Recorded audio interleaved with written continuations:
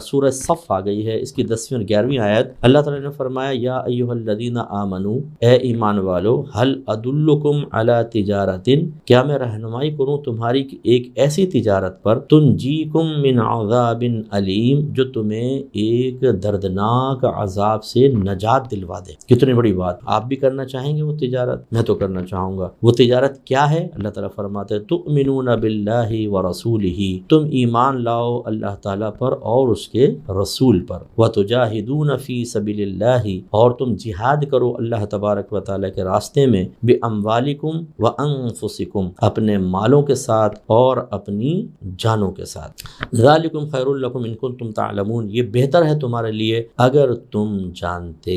تو اب ہمیں بھی اگر یہ تجارت کرنی ہے، اور خطاب کس سے ہے؟ یا ایھا الذین آمنو۔ اب سوال یہ پیدا ہوتا ہے کہ جب ہم ایمان والے ہیں تو اس تجارت کا ایک حصہ، پہلا حصہ کیا بیان ہوا؟ تؤمنون باللہ ورسولہ، تم ایمان لاؤ اللہ تعالیٰ اور اس کے رسول پر۔ بھئی ہم تو پہلے ہی صاحب ایمان ہیں، اللہ تعالیٰ نے ہمیں مخاطب یوں کیا۔ پھر ایمان لانے کا کیا مطلب ہے؟ اس کا مطلب ہے کہ اے ایمان والو، اپنے ایمان کو مضبوط کرو، جو اللہ تعالیٰ اس کے رسول پر تمہیں ایمان حاصل ہے اس کو مضبوط کرو۔ سوال پیدا ہوتا ہے مضبوط کیسے ہوگا؟ یہ مضبوط اس طریقے سے ہوتا ہے کہ جب انسان خاص طور پر عقائد کے معاملے میں علم دین سیکھتا ہے، اللہ تعالیٰ کی ذات کے بارے میں جانتا ہے، صفات کے بارے میں وہ دلائل کے ساتھ بات سیکھتا ہے، آسمانی کتابیں، جنت، دوزخ، جن، فرشتے، تقدیر، آخرت، نبی، رسول، نبوت، رسالت، یہ بیسکس ہیں۔ اسی طرح کون کون سی چیز مجھ پر فرض ہے، اعتقاداً فرض ہے، یعنی اس کی فرضیت کا اعتقاد رکھنا ضروری ہے۔ جیسے نماز ہم پر فرض ہے، روزہ فرض ہے۔ کوئی نماز کی فرضیت کا انکار کر دے، باقی سب مان رہا ہے لیکن کہتا ہے میں نماز فرض نہیں مانوں گا، کافر ہو جائے گا۔ تو یہ اصل میں اللہ تعالیٰ بیان فرما رہا ہے کہ ایمان والو،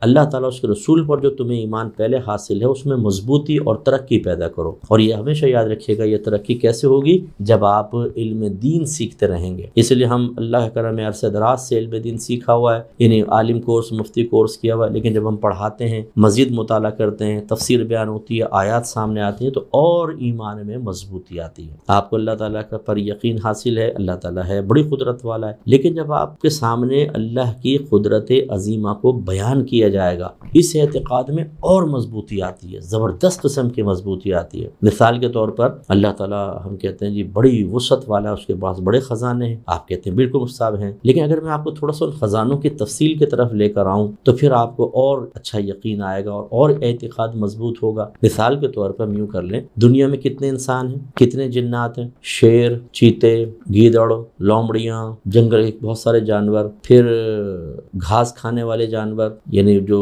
گوشت نہیں کھاتے، پھر کیڑے مکوڑے، چیونٹیوں کی مقدار ہی دیکھ لیں، سانپ، چوہا، بچھو، یہ سب کیڑے مکوڑوں میں آتے ہیں، سمندر کی مچھلیاں، پھر بیکٹیریاز اربوں خربوں کی تعداد میں۔ اس وقت میری انگلی پہ اگر ہم مائکروسکوپ سے دیکھیں تو شاید اس پہ بھی جراثیم بہت سارے نظر آ جائیں گے آپ کو۔ ان سب کو ڈیلی کون غذا دیتا ہے؟ اللہ تبارک و تعالیٰ، ڈیلی، اور ہر ایک کی غذا مختلف ہے۔ ایک صبح کا ٹائم ہوتا ہے، بعض جانور دن کے ٹائم میں کھاتے ہیں، بعض پھر رات کو آتے ہیں، رات کے ٹائم میں کھاتے ہیں۔ اللہ تعالیٰ سب کو روزانہ عطا فرماتا ہے اور اس کے خزانے میں کوئی کمی نہیں ہوتی۔ اگر آپ کو ایک علاقہ دے دیا جائے اور کھانا بھی دے دیا جائے، تو یہ کھانا آپ نے انسانوں کو دینا ہے، یہ جنات میں تقسیم کرنا ہے، یہ کتوں میں، یہ بلیوں میں، یہ چھپکلیوں کے اندر، یہ سانپوں کے اندر، یہ چیونٹیوں کے اندر، یہ بیکٹیریاز کو دینا ہے۔ کھانے کا ڈھیر لگاؤ، آپ تقسیم کر سکتے ہیں؟ تقسیم میں ہی آدھے سے زیادہ دن بلکہ پورا دن نکل جائے گا۔ اور اگر کہا جائے اس کو 3 ٹائم تقسیم کرنا ہے، صبح، دوپہر، شام، کر سکیں گے ہم؟ نہیں، اللہ تعالیٰ یوں کر دیتا۔ اگر آپ کو مجھے کہا جائے اپنے پورے شہر کو دھو، ہم دھو سکتے ہیں؟ اتنا پانی کہاں سے آئے گا؟ اور دھوئیں گے بھی تو کیا صاف ستھرا ہو جائے گا؟ ہر جگہ نہیں دھل سکتی۔ لیکن اللہ تعالیٰ جب تیز بارش برساتا ہے، آپ دیکھیں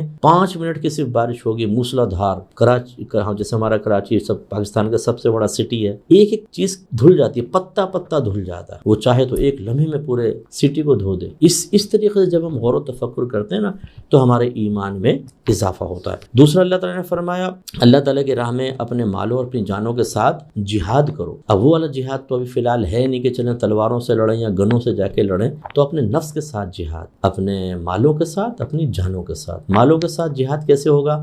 اللہ کے راہ میں خرچ کریں، کیونکہ بہت بڑا جہاد اللہ کے راہ میں دیتے ہوئے ہمارا دل تنگ ہو جاتا ہے۔ بہت سی خواتین اپنے سونے سے زکوٰۃ کیوں نہیں نکالتی، قربانی اپنے مال سے کیوں نہیں کرتی؟ شوہر ہی کرے گا، اس لیے کہ بخل بھرا ہوا ہے۔ کون میں سونے کا سیٹ خراب کروں، میرے اتنے سارے پیسے قربانی میں نکل جائیں گے، تم ہی کرو، مال کو سمیٹے بیٹھی ہوئی، اور ابھی آپ کو اچانک انتہا انتقال ہوگا یہ مال کس کے پاس جائے گا؟ آپ کی اولاد کے پاس، اور وہ اولاد شاید آپ کے لیے ہاتھ اٹھا کر دعا بھی نہیں کرے گی۔ ہر اولاد ایسی نہیں ہوتی، لیکن میں بات عرض کر رہا ہوں۔ اور یہ پھر آپ نے جو اس میں زکوٰۃ ادا نہیں کی ہوں گی، یہ آخرت میں آپ پر وبال ہوگا۔ اگرچہ اگر شوہر آپ کی طرف سے ادا کر دے آپ کی اجازت سے ہو جائے گی، لیکن اپنے مال سے زکوٰۃ ادا کرنے کا حکم ہے۔ اب یہ ہے آزمائش، کون عورت جہاد کرنے کے لیے تیار ہے؟ بخل ہے، بس سونا میرے پاس رہے، کیا نفع دے گا؟ حضرت علی رضی اللہ تعالیٰ عنہ نے ایک دفعہ ایک درہم ہاتھ میں پکڑا اور فرمایا جب تک تو مجھ سے جدا نہیں ہوگا مجھے نفع نہیں پہنچا سکتا۔ کتنی پیاری بات، اس لیے ذرا توجہ فرمائیے۔ اور اسی طرح اپنی جانوں کے ساتھ جہاد کا مطلب کیا ہے؟ ایک تو میدان جنگ میں چلیں جان پوری چلی جائے، اور ورنہ کیا ہے؟ نفس کشی، شیطان سے مقابلہ۔ تو اس میں پھر ہم روزے رکھتے ہیں، ہم قرآن پاک کی تلاوت کرتے ہیں، اللہ کے لیے دین کے لیے وقت نکالتے ہیں، نمازیں پڑھتے ہیں 5 وقت، اس میں ہماری توانائی صرف ہوتی ہے۔ یہ بھی ایک اس طرح کا جہاد ہے، اس میں کوشش کریں کہ اس کو بھی اختیار کیا جائے۔